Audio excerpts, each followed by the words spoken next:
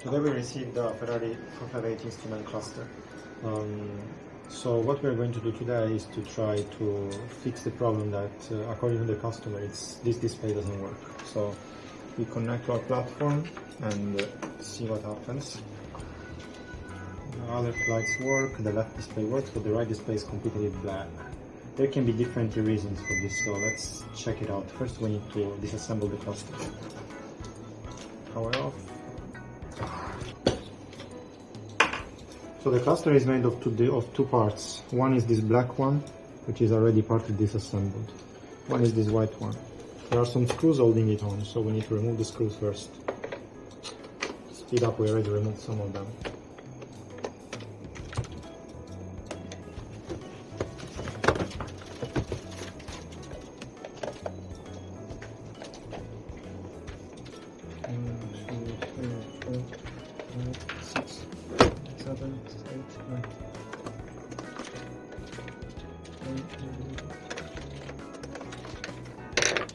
This cluster is already missing several screws, so it should be easier than normal to take it apart.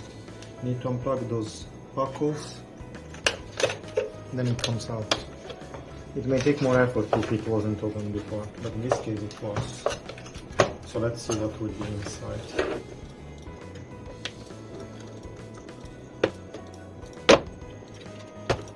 Okay, so this is the plastic we don't need now. We put it aside.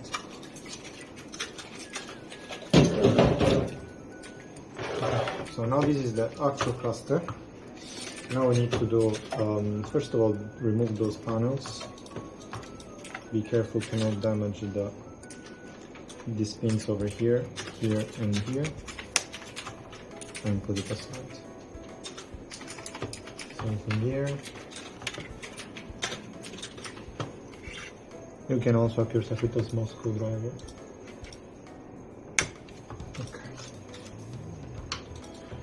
Okay, so what we are going to do next is to disassemble those screen to try our replacement screen.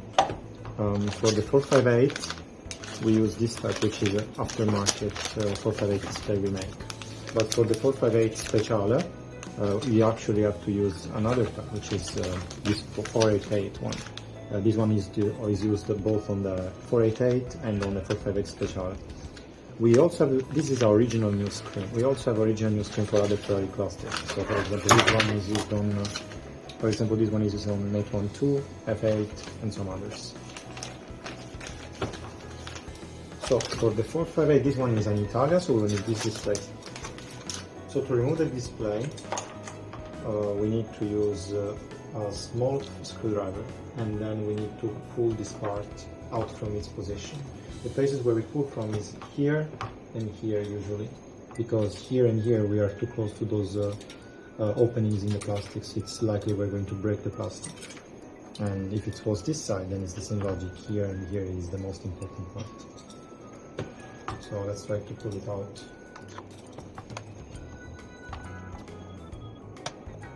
So for this part we can also use a bigger flathead screwdriver, for example, over here to help us. And use the small one for the more delicate area, and then pull outwards like this. And then when it will come out more easy.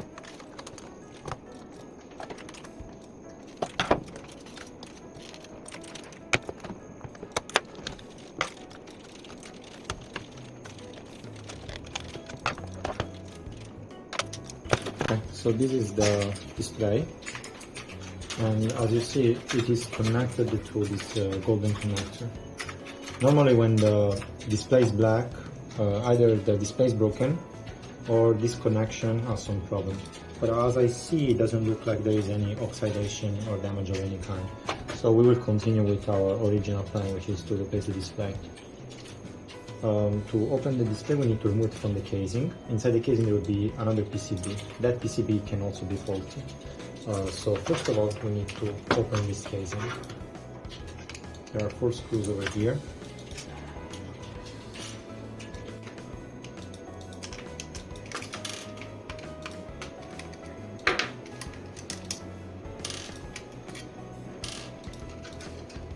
Now it comes out like this, and as you see, this has been touched before.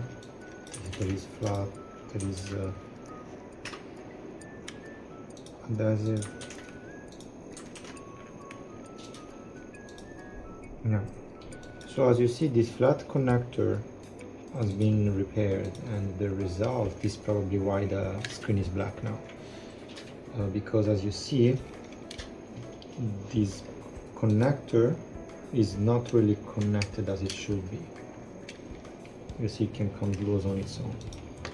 So how this connector normally looks, basically this flat will have to go inside this connector over here. Let me show you. It should be inside this connector over here, and this small part will help you to secure it in position. However, this part dropped, and I see this part has been broken. That's why it cannot stay in position, so most likely somebody tried to repair it in this way by putting some tape on it, hoping it wouldn't move, but eventually it did. So most likely here we don't have a display problem after all. We should try to first solve this problem of the clip, and then see if the problem still is present. So for now, let's put aside the display. We don't need it for now.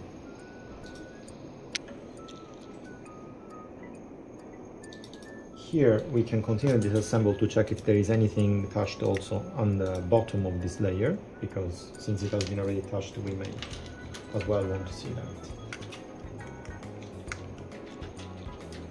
Careful not to lose these two screws.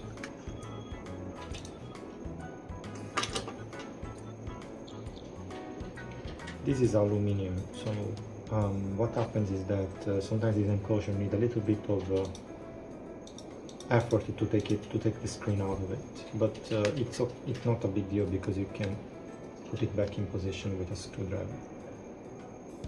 Yeah, it has been opened before because it's a little bit more easy than it should be. Yeah, it already came out.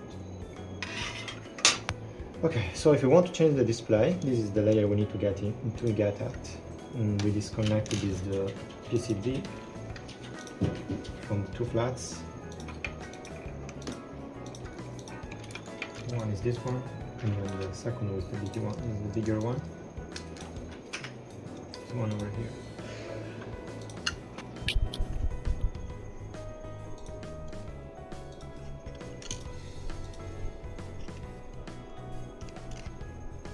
Okay, so normally what happens is that we take this display, which is the original one, we replace it with this display, which is our display, and we connect it to the PCB. Okay, once the board is repaired, now we can just install it back. We will use our aftermarket display to change as well the display. So what we need to do first is to start from the bottom, which is our display over here. Those two connectors need to be connected to the board over here. So that's what we're gonna do.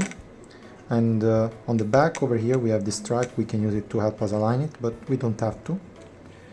As long as the connectors are connected, we will be fine. The order of connection is up to you, but as you see, the small one is not that easy. It's better to start with this big one and make sure that on both sides, up and down, it's aligned, and you can close it. Then the small one will actually be easier now. Just let it insert inside.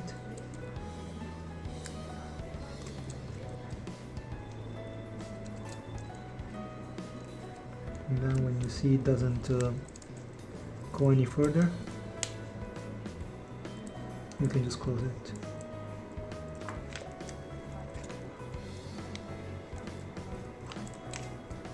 Then pull it over, you see it doesn't move, then it's okay. Here it's also okay. So now it stays in position. Now next step is to connect those two boards together as they used to be. We do it like this.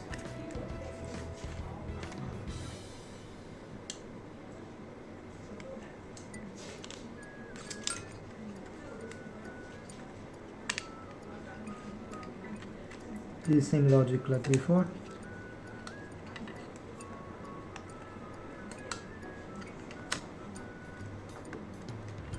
Okay, make sure the connector doesn't move.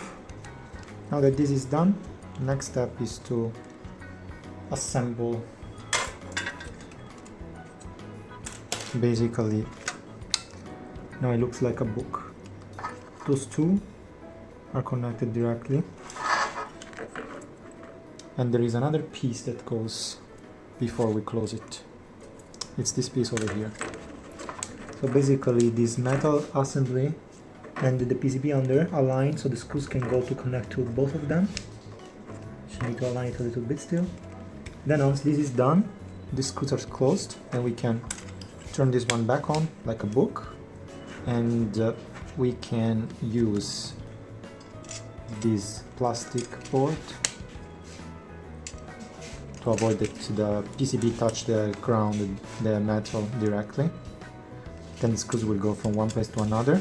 But before we do that, we close the screws, we need to actually put the entire enclosure, and the screws start from here. So we have 6 screws in total, 2 are internal, 4 are external. We're just getting this done, and then we see the end result. Last 4 screws.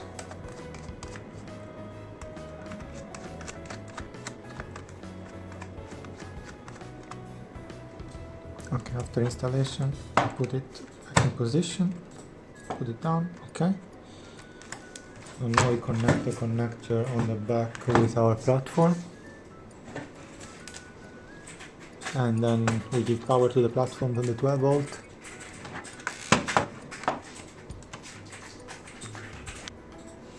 Now we have power on, and as you see the display works fine.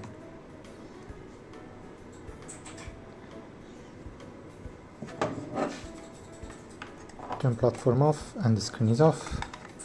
Turn platform back on. Display wakes up again immediately. So now it's time to reassemble the rest, install all the parts, and then the cluster is ready to go.